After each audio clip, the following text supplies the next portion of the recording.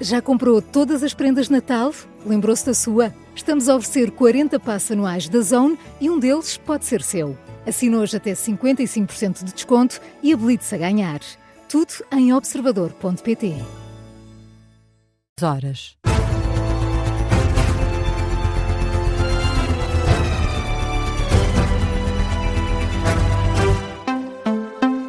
As notícias com Miguel Gato. Luís Marques Mendes e Henrique Gouveia e Melo foram os protagonistas do último debate antes das eleições presidenciais, marcadas para o dia 18 de janeiro. Um frente a frente que ficou marcado por picardias e várias acusações. Henrique Gouveia e Melo cola o adversário ao passado empresarial e acusa mesmo Luís Marques Mendes de ter interesses que contagiam a política. Os portugueses têm que decidir quem é que querem meter na presidência da República. Se uma pessoa que basicamente é um lobista e um facilitador de negócios, que leva os seus interesses e outros interesses que nós não sabemos quais são para a presidência, ou se uma pessoa que não tem interesses nenhuns para além de ter servido o país com dedicação durante 45 anos. Isso, no fim, é o que vai estar em causa. Em resposta, Luís Marques Mendes acusa Gouveia e Melo de se ter tornado numa versão pior do que André Ventura, tudo por desespero com as sondagens. Considera ainda que o almirante conseguiu arruinar o próprio currículo que construiu sobretudo na gestão das vacinas da Covid-19. O almirante Gouveia e Melo dilapidou um capital enorme de popularidade, credibilidade e prestígio. Há um ano atrás era das pessoas mais populares, mais prestigiadas, mais credíveis em Portugal. Dilapidou todo este capital e muita gente diz quem o viu e quem o vê é uma desilusão. E em grande medida porquê? Primeiro porque não trouxe nada de novo à política, prometeu uma nova política e cá está a velha política, das insinuações e das suspeições. Não acrescentou caras novas, são as mesmas caras de sempre o que trouxe para a política. Não tem experiência governativa. Neste debate, Gouveia e Melo mostrou-se insatisfeito face aos esclarecimentos de Marques Mendes sobre os negócios que teve, por exemplo, na Abreu Advogados. Enquanto advogado, o candidato apoiado pelo PSD afirma que já disse o que tinha para dizer, mas Gouveia e Melo insiste. O senhor é que não é transparente, é opaco. Não sou eu que tenho que lhe dizer as coisas. É o senhor é que tem que justificar o que é que faz na Abreu para ganhar o ordenado que ganha. Sim. Pode ser perfeitamente legal, não é isso? Eu nunca o acusei de ilegalidade. Então? Em termos éticos, é que as suas relações de negócios... Sim. Mas que negócio? Desculpe, que negócio em concreto? Dê um exemplo, um único. Não precisa ser dois, um único. Não dê. Dê um exemplo. Não vá por esse mantra. Não vou. Eu não vou responder isso. Senhor Almirante, porque não. É a sua obrigação ser transparente, não é a minha torná-lo transparente. Olha. Os principais destaques do debate entre Marques Mendes e Henrique Gouveia e Melo foi o último frente a frente para as eleições, antes das eleições presidenciais, que estão marcadas para o dia 18 de janeiro.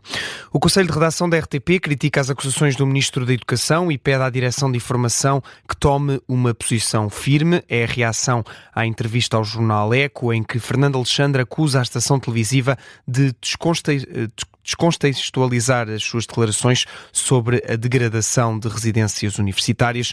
O Ministro da Educação pediu explicações à Direção de Informação depois de ter descrito o excerto cortado pela RTP como um ataque vil e cobarde. O Conselho de Redação da RTP considera que a entrevista do governante contém informações que colocam em causa de forma grave e injustificada o bom nome, o profissionalismo, a idoneidade e a ética da redação e que estas declarações do Ministro não devem ficar sem resposta. Fernando Alexandre disse numa cerimónia em Lisboa na passada semana que as residências universitárias devem incluir estudantes de vários estratos sociais, porque o facto de serem atualmente compostos apenas por estudantes dos meios socioeconómicos mais desfavorecidos faz com que as infraestruturas se degradem.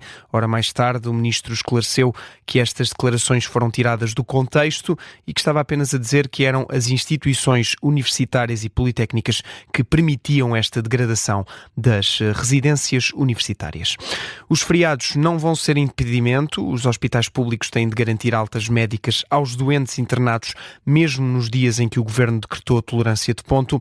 Falamos dos dias 24, 26 e 31 de dezembro. De acordo com o despacho do Ministério da Saúde, as unidades têm ainda de garantir que há profissionais suficientes para garantir essa mesma função. No entanto, o Governo pretende que os trabalhadores sejam compensados. Os que estiverem de serviço nesses dias festivos devem ter dispensas equivalentes numa altura a definir. O despacho assinado pela Ministra da Saúde, Ana Paula Martins, sublinha ainda a necessidade de continuar a assegurar a continuidade e qualidade dos serviços essenciais de saúde nestes dias festivos. Falamos ainda de futebol. Benfica e Futebol Clube do Porto venceram os respectivos jogos ontem à noite para o campeonato. Começamos pelos encarnados, que derrotaram o Famalicão por 1-0 no Estádio da Luz. O único gol da partida foi marcado ainda na primeira parte, aos 34 minutos, após Pavlidis converter uma grande penalidade. Na análise à partida, José Mourinho enaltece várias qualidades do Benfica: rigor, trabalho, humildade, mas o talento diz que houve pouco durante esta partida. Não uma vitória do talento e da beleza de jogo que já tivemos neste último mês, em que fizemos grandes jogos, mas uma vitória do trabalho, da organização defensiva, do rigor, da humildade, contra uma equipa que é a primeira vez que perde fora de casa, contra uma equipa que é a primeira vez que não faz gol fora de casa, portanto contra uma equipa boa, com jogadores bons. Mas, como eu dizia, vitória merecida. Se alguém podia ter feito mais golos, éramos nós, apesar de não termos feito um grande jogo ofensivamente, mas se alguém teve mais um par de grandes oportunidades, fomos nós. Do lado do Famalicão, o técnico Hugo Oliveira lamenta o resultado, mas diz que a equipa que dirige soube bater-se durante toda a partida. Antes foi a vez do Futebol Clube do Porto entrar em campo, foi vencer o Alverca por 3-0. Borja Sainz bisou na partida, o outro gol foi plantado por Alan Varela, e no final do encontro o técnico dos sportistas, Francesco Farioli, considerou que a equipa teve um desempenho favorável. Eu acho que, no geral, a compreensão do momento, a capacidade de atacar contra um bloco baixo, novamente, numa partida que não era fácil de jogar, e tentar combinar, como gostaríamos de fazer. Na segunda parte, conseguimos jogar muito bem. Nós descobrimos, novamente, os nossos momentos para entrar na área, para atacar, às vezes em combinação, às vezes com alguns cruzamentos antecipados. Então, eu acho que o jogo foi bem jogado. Do lado do Alverca, o treinador Custódio ficou surpreendido com este resultado. O Futebol Clube do Porto mantém-se desta forma na liderança do campeonato, soma 43 pontos, mais 8 do que o Benfica e do que o Sporting.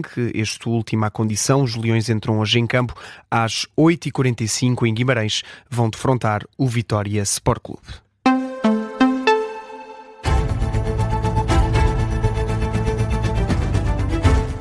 E esta hora ainda outras notícias a marcarem a atualidade. A Polícia Judiciária devolveu ao FBI a investigação sobre o homicídio de Nuno Loureiro e o ataque na Universidade de Brown, é o que adianta a CNN Portugal. A polícia portuguesa não encontrou, pelas diligências realizadas em Portugal, indícios que justifiquem um sentimento de ódio por parte de Cláudio Valente, o suspeito do crime. A PJ tem a convicção de que as causas dos homicídios podem ser encontradas nos Estados Unidos. O PS pede uma audição parlamentar urgente ao Ministro dos Negócios Estrangeiros. Os socialistas querem ouvir Paulo Rangel sobre a classificação como voo de Estado de uma viagem com a mulher do ex-presidente da Guiné-Bissau, um voo em que foram apreendidos 5 milhões de euros em numerário. E o Instituto Nacional de Estatística divulga hoje o saldo orçamental em contas nacionais do terceiro trimestre, após um excedente de 1,9% do PIB no segundo trimestre. Com a divulgação das contas nacionais trimestrais por setor institucional por parte do INE, será conhecida a evolução do saldo das contas públicas até setembro, numa altura em que o Ministro das Finanças, Joaquim Miranda Sarmento, continua confiante na estimativa de um excedente de 0,3% do PIB para o próximo ano.